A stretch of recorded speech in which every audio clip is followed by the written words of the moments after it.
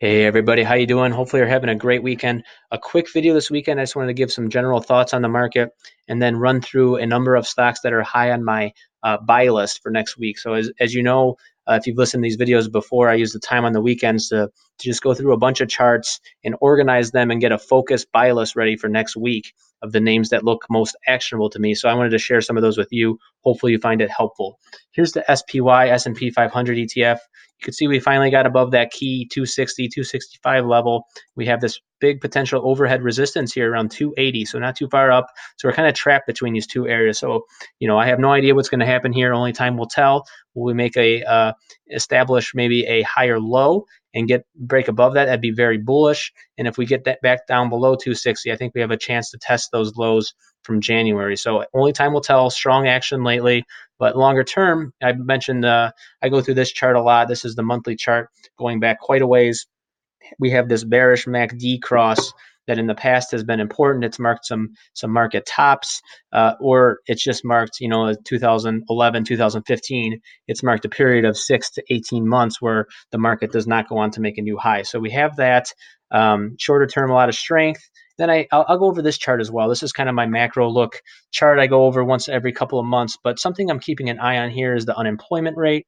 You can see it in the past, these market tops have coincided with an uptick in unemployment from very low levels. You can see here in 2000 and 2007, unemployment started creeping up just as the market was topping out. And this is the S&P 500 gap earnings. The earnings were starting to come down just as the market was topping out. So can't tell where that's going to end up yet. But this unemployment rate, it did go up to 4%, the last announcement. So just kind of watching that. I'll let price action dictate all my trades, but this is just kind of something to be aware of. Shorter term here in the indexes, S&P 500 specifically, a lot of strong action, but longer term, not out of the woods yet, in my opinion. But I continue to add long trades as they set up. There's been a lot of nice individual stocks setting up nicely on the long side. So I'm going to take those as they become available. But as always, you just have to be mindful of risk when you're trading, and that things aren't always going to go up. So these are all long ideas for this week. Quite a few nice ones. I'm going to go through a handful of them. So again, hopefully you find this helpful. First two I'm going to look at here are medical device stocks. This is an area that's starting to show some nice relative strength. BSX is looking great. Earnings are out of the way. Next earnings announcement, not till late April. But you can see this price level here around $39 acted as resistance up here. You can see in October, resistance again, November, December, resistance. And Friday, it just started to peak above that a bit. So if this one can keep moving up off this $39 level, this looks like a nice potential long to me with a stop maybe under last week's lows or so. Just depends on your position size, what your time frame is, and things like that. But I like this one as a potential long coming into next week. INSP, similar setup. You can see this level here, $56 was resistance here. Didn't quite make it there in November, but kind of resistance there. January resistance, and again, Friday broke out of this recent consolidation on the upside. So if it can hold above, 57.50 or so, this looks like a nice potential long. Again, you can put your stop underneath that consolidation level or underneath the breakout level. Just depends on your individual preferences, but this looks like a nice long idea to next week, in my opinion. A little different setup here in HUYA. Potential. This is the newer issue. Started trading back in May. Been in a downtrend ever since, but lately it made a potentially higher low here. You could see this level. I always look for a horizontal level to trade off of. So here we have it. 1825 or so was resistance here. Early December, again in December. What was resistance turned support here in January, and Friday it showed respect to that level. So we'll see if it can start pulling off of this 19 level. Looks like a nice potential long for me to get in this new uptrend. What might be a potential uptrend, but it looks like a nice spot to trade off of there of 19.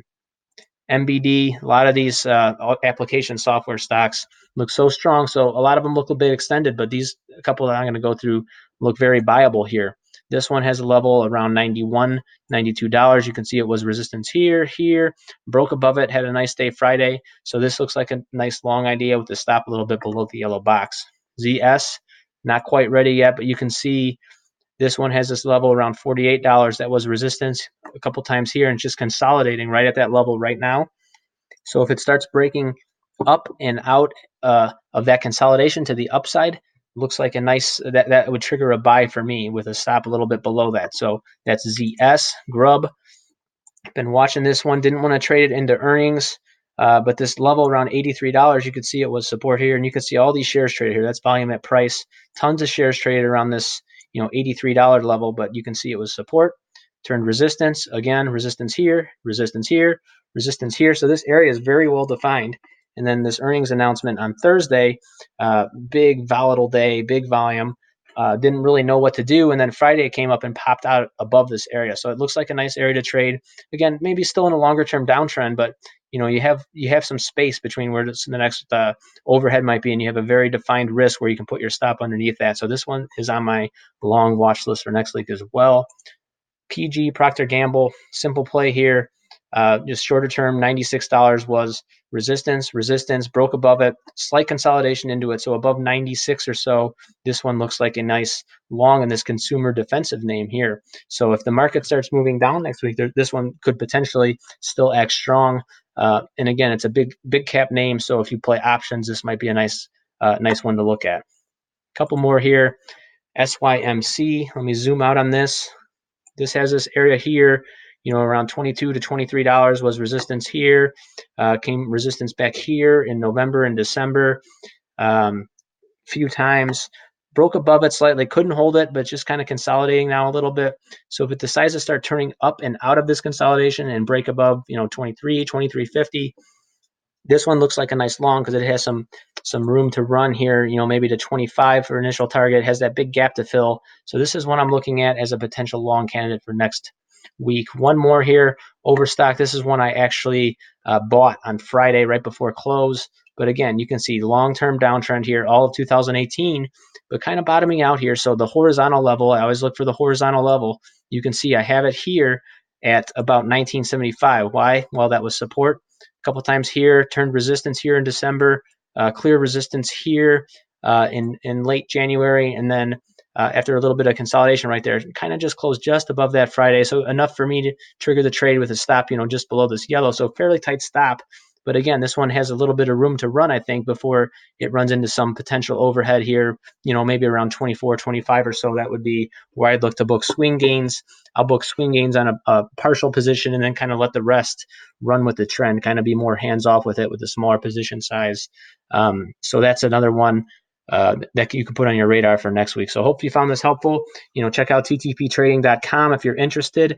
It's a great service, and obviously I'm a little biased, but it's CJ Argesta and myself. We do our best to provide value to members. It's ttptrading.com. Hopefully you found this helpful, give you some ideas for your watch list next week, and I hope you all have a great week. Take care. Thanks.